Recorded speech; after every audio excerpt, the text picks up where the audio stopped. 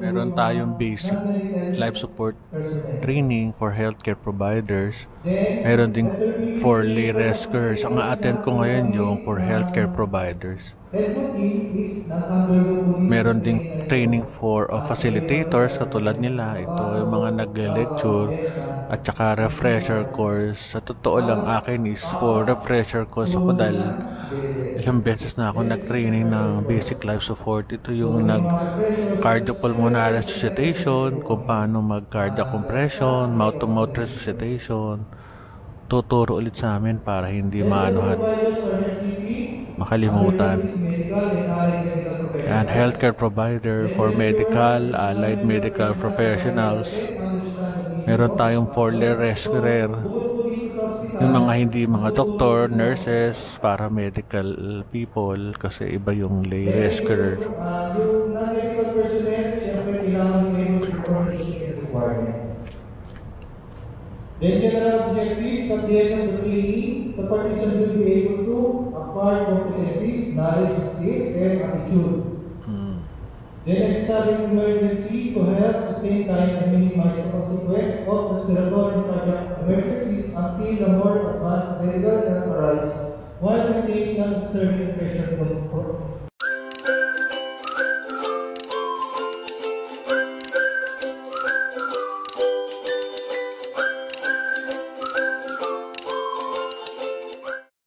Airway, breathing, circulation, assess the patient. Ayun siya, assess the patient initially. Yan, pagko-compress, napakita. Adult CPR. Namalagat ito. Wala dito yung galing yung bigat. Hindi siya galing dito. Hindi niya kailangan itulang mismo yung chest. Okay? Kaya ano yung galing dito yung bigat? Yung chest compression po kayo. Kasi pag dito kayo yung galing, mas makakit sa kalakang. Okay? Kung dito yung galing, hindi makagaling sa mga katawan. Kaya yung kakayanan dito 142 minutes. Ito sa rin. Tilt the head. Tilt the head. Then, with your one hand and lift up the chin with your other hand. Yan, ganyan siya. Yan, chin maneuver. Okay? Then, Jonas maneuver. A technique that can be done by these two highly trained business provider. Then, it's ginagawa ko sa mga Jonas maneuver, ginagawa ko sa mga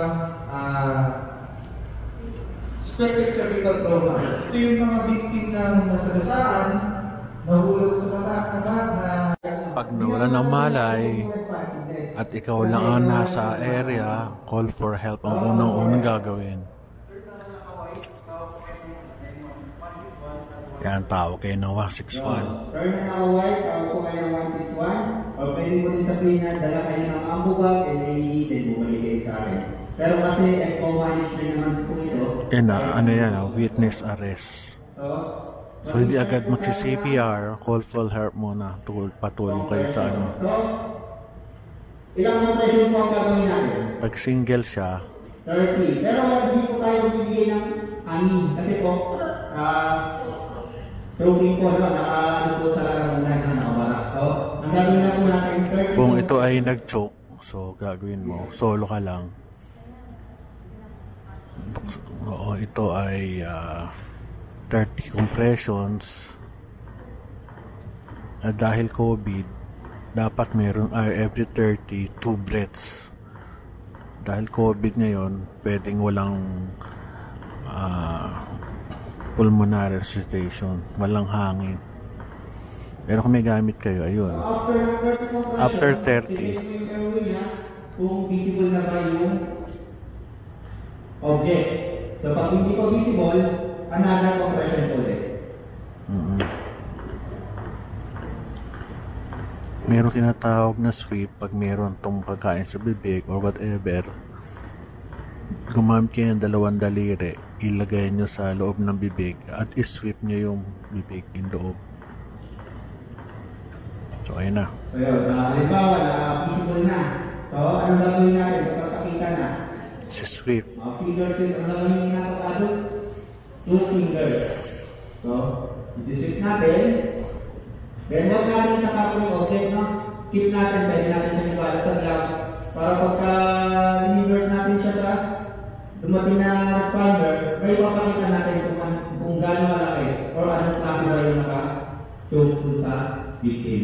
So, yun po yung sa adult algorithm na FO management. Ayan, Next sa po adult is foreign body management yan. so, yun po Yan, binigay na yung shock.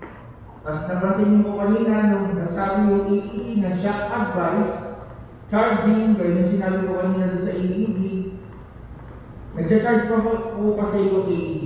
Kaya, meron po kung time na parang mag-CPR po yun. CPR, tsaka ambo bag. Pag dalawa na kayo, 15 compressions, tsaka dalawang unconscious child, nakita, nawala ng malay, kita ng rescuer. Bilang BLS train, anong gagawin natin? Okay?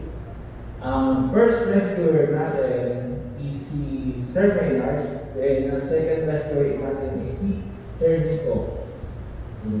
Bali ako po yung atatay ng victim. Then, anong unang gagawin? Survey the scene. Survey the scene. The scene is safe. Okay. Sir, ako sa Maynard, kaya ako sa PLS. Pakilala ka. Okay. Then, alapit yung first rescuer sa parents ng activity. Then, nagpakilala na siya. Pagkakatiwala nung parents, ng tatay, yung kanyang anak sa rescuer. Then, ilalagay na sa Tapik-tapik ang paa. plaster case. Then, anong una niyong gagawin? Tapik paa. Check niya yung responsiveness ng baby. Responsiveness. By tapping the Bit. toe of the feet. Then, the victim is unresponsive. Sir, na naka-approve, Ayan. tawag kayo ng 161, pasabi magdala ng bag palmas at bumalik kayo sa akin. Okay, blood palmas ang dadalhin. Then, anong susunod? I-check yung Pulse. sa brachial. 1,000 at 1,000. Everything else is May mask kasi COVID area.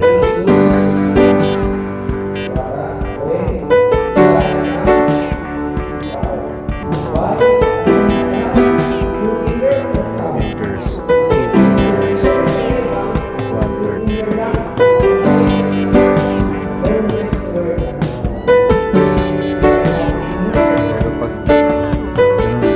Pero pag isang compression, 30 tsaka 2 breaths kung kaya, then 15 and 2 breaths pag may kasama. 200 compression kasi low pressure. Mga 4 centimeters lang ilalim, dahan-dahan sa sternal area. Kapag 15 is to 2 kapag dyan. Pag adult, 30 Dumating na yung second rescuer, meron siyang ambo bag for the breathing, so 15 compressions, 2 breaths. Ongoing na yung pag-rescue namin ng mannequin na bata. 4 na grupo to, dito naman matanda. Ayun, ongoing.